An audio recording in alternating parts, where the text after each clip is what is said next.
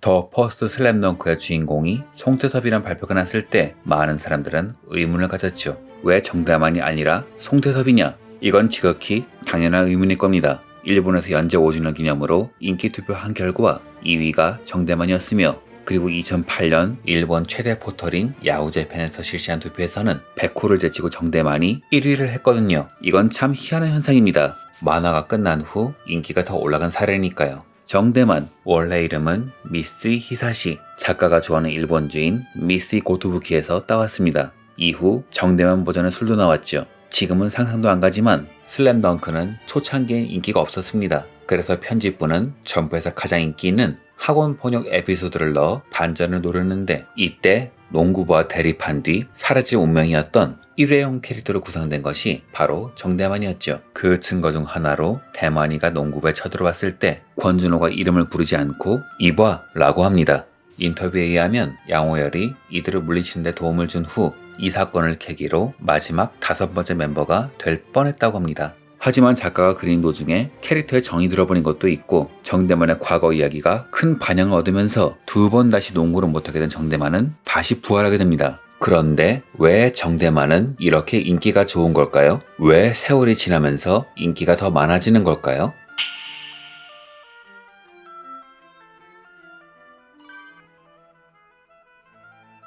정대만이 농구를 시작한 게 언제부터인지 모르겠습니다만 평범한 선수들로 구성된 팀을 이끌고 중학교 때 MVP를 쟁취한 건 확실합니다.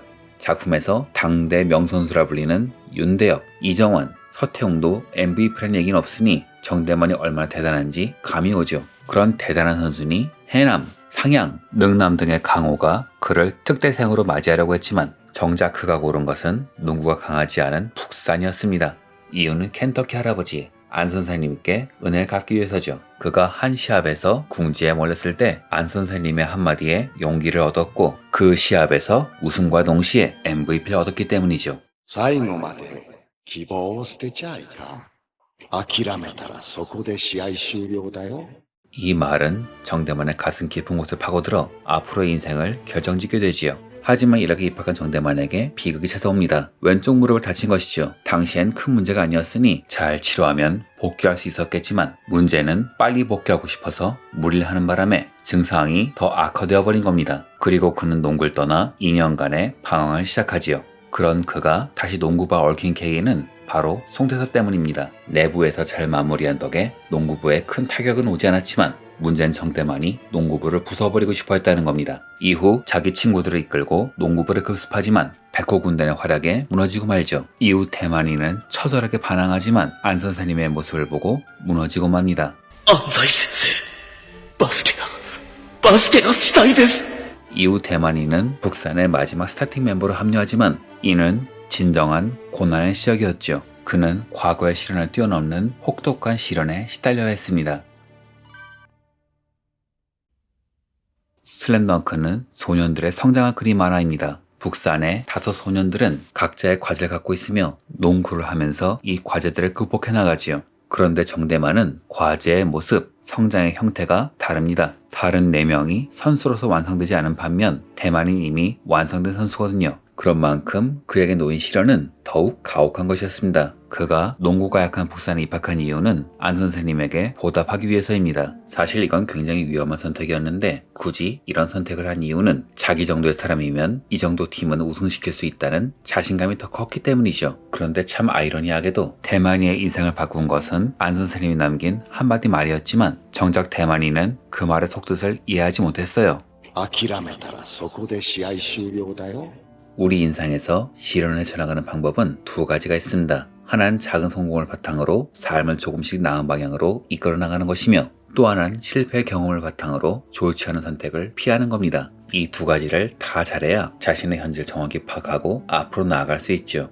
그런데 갓 입학한 대만이 같이 실패 안 해본 사람은 그 쓴맛을 모르는 경우가 제법 많아요. 그래서 위기가 오면 쉽게 흔들리죠. 정대만도 그랬습니다. 게다가 더 큰 문제는 그 위기를 만든 것이 자기 자신이었다는 겁니다. 보통 무릎을 다치면 의사의 말을 착실히 따르며 회복하는 것이 최선이라고 우리는 알고 있지만, 아이러니하게도 현직 의사들의 말을 들어보면 의사의 말을 잘 지키는 환자는 생각보다 적다고 합니다. 무릎을 다쳤던 사람이 또 등산을 갔다가 더 다쳐오는 사례, 위수술을 마치고 퇴원한 환자가 바로 나가서 회를 먹는 바람에 도로 병원으로 실려오는 사태가 비일비재하게 일어나죠. 대만인 농구에서 실패해 본 적이 없습니다. 그리고 농구 경험밖에 없었죠. 그래서 자기 정도의 천재라면 이 정도는 금방 극복할 수 있다고 생각했죠. 농구의 성공 경험을 다른 사례에 대입하는 오판을 저지른 겁니다. 그런데 무릎 통증이 어떤 통증인지 모르겠지만 어떤 통증이든 무릎 부상은 통증이 사라졌다고 해서 완치된 게 아닙니다. 이후에 잘 관리하지 않으면 더 큰 부상으로 이어지죠. 그럼에도 대만인은 이를 무시하고 코트에 섰다가 그 대가를 치르게 됩니다.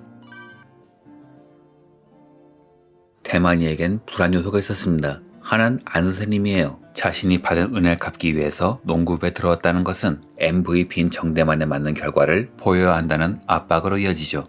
또 하나는 채치수입니다. 이 친구, 자기에 비해서는 한참 서툴지만 큰 키와 덩치가 주는 저력이 보입니다. 좀 의식이 되긴 했지만 별건 아니라 생각했는데 농구를 멈추고 목발을 짚은 채로 보니 이 친구가 성장하는 게 눈에 보입니다. 그래서 안 선생님이 자기가 아니라 저 멀대를 더 의지하고 있습니다. 정대만은 그 순간 이런 생각을 했을 겁니다. 그럼 그 기대에 부응하지 못하는 나는 뭐지?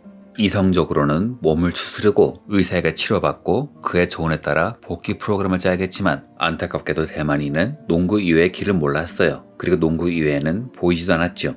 그러니 기대에 부응할 수 없는 초라한 자신만이 눈에 들어온 겁니다. 이 순간 대만이 무너졌죠. 포기해버린 겁니다. 즉 정대만이라는 최고의 선수는 나약한 정신력, 풍부한 감수성으로 인해 스스로를 무너뜨린 것이죠. 이 세상에서 정말 운이 좋은 사람은 아마 한 번도 무너진 적이 없는 사람일 겁니다. 이건 정말 뛰어난 환경, 재능, 그리고 운이 갖춰져야 가능하기 때문이죠. 하지만 그런 사람은 존재할 리가 없기에 우리는 항상 자신의 그림자가 보내는 차가운 시선과 싸우고 있습니다. 그때 내가 다른 선택을 했다면 더 좋은 인생, 더 좋은 결과를 얻지 않았을까? 하고 말이죠.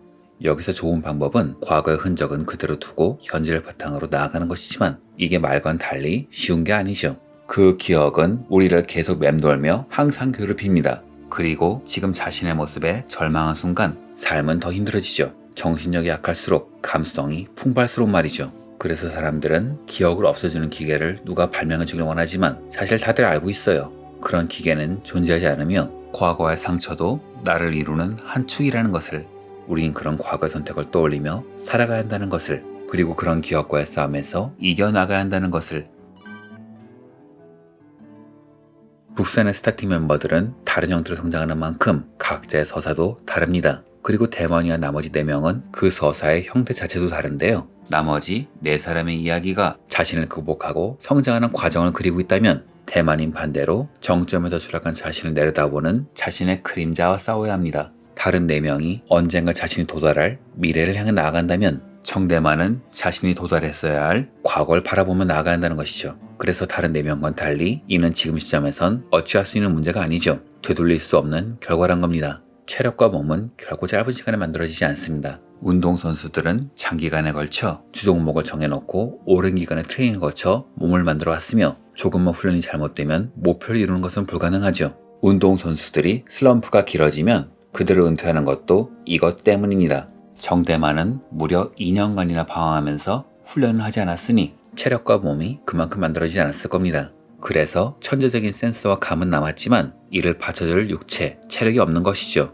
그래서 정대만은 고뇌합니다. 난 왜 그렇게 헛된 시간을 보냈나? 정대만이란 명선수의 다리를 잡는 것은 공백이 만든 현재 자신, 과거의 흔적입니다. 자신의 잘못된 선택, 약한 정신, 그리고 포기로 인한 대가죠. 그리고 이는 매 순간 정대만을 괴롭힙니다. 실수로 인해 무너진 자신을 자신의 그림자가 내려다보는 경험은 정대만만이 아니라 우리가 모두 경험한 것이기도 하죠. 그래서 우린 정대만에게 공감할 수밖에 없는 겁니다. 그리고 정대만의 인기가 날로 높아진 이유도 여기 있는데요. 그는 이번엔 포기하지 않고 상처를 딛고 일어서거든요. 그제서야 그는 안 선생님의 말, 포기하면 시합 종료란 말의 숨은 뜻을 그제서야 이해합니다. 정대만을 괴롭히는 과거는 아이러니하게도 자신의 어중간함, 그리고 성실함이 낳은 결과입니다.